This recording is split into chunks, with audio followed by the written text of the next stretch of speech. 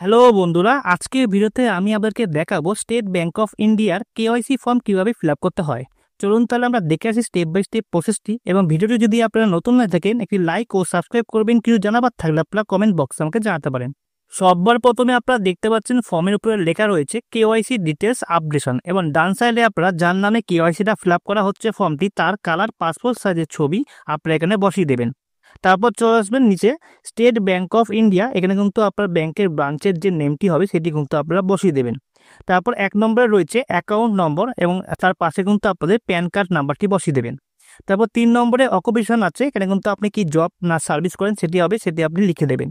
তারপর 4 নম্বরে annual income বলা হয়েছে, আপনাদের অ্যানুয়াল ইনকামটি যেটি হবে সেটি আপনারা বসিয়ে দেবেন।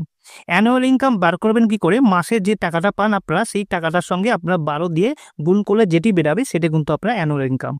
5 নম্বরে বলা হয়েছে KYC documents submitted self certified, এখানে যে ডকুমেন্টসগুলো দিচ্ছেন কেওয়াইসির জন্য সেই ডকুমেন্টসের পাশে কিন্তু টিকমার্ক দেবেন। ধরুন আপনি আধার কার্ড দিচ্ছেন, আধার কার্ডের পাশে টিকমার্ক দিলেন এবং তার নিচে কিন্তু লেখা হচ্ছে কেওয়াইসি ডকুমেন্টস নাম্বার, এখানে কিন্তু সেই আধার কার্ডের নাম্বারটি বসিয়ে দেবেন। তারপর চলে আসবেন 6 নম্বরে কাস্টমার ডিক্লারেশন আছে। নিচের দিকে নামলে আপনারা দেখতে পারবেন বা সাইডে যে তারিখে আপনার ফর্মটি জমা করছেন সেই ডেটটি কিন্তু বসিয়ে দেবেন এবং প্লেসের জায়গাটা আপনার কিন্তু নামটি বসিয়ে দেবেন। তারপর ডান সাইডে কিন্তু আপনারা সিগনেচার করবেন, যদি সিগনেচার না করতে পারেন তাহলে কিন্তু আপনারা থাম ইমপ্রেশন দিতে পারেন। তারপরে নেমটি আপনি সম্পূর্ণভাবে নেমটি বসিয়ে দেবেন। তারপর কিন্তু কারেন্ট অ্যাড্রেস যেটি আছে আপনার সেটি কিন্তু আপনারা বসিয়ে দেবেন।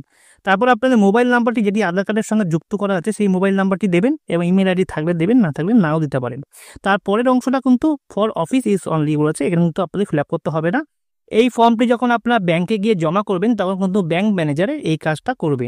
আজকে ভিডিও এই পর্যন্ত। ভিডিওটি কেমন লাগলো লাইক ও সাবস্ক্রাইব করবেন। কিছু জানাবার থাকলে আপনারা কমেন্ট বক্সে আমাকে জানাতে পারেন।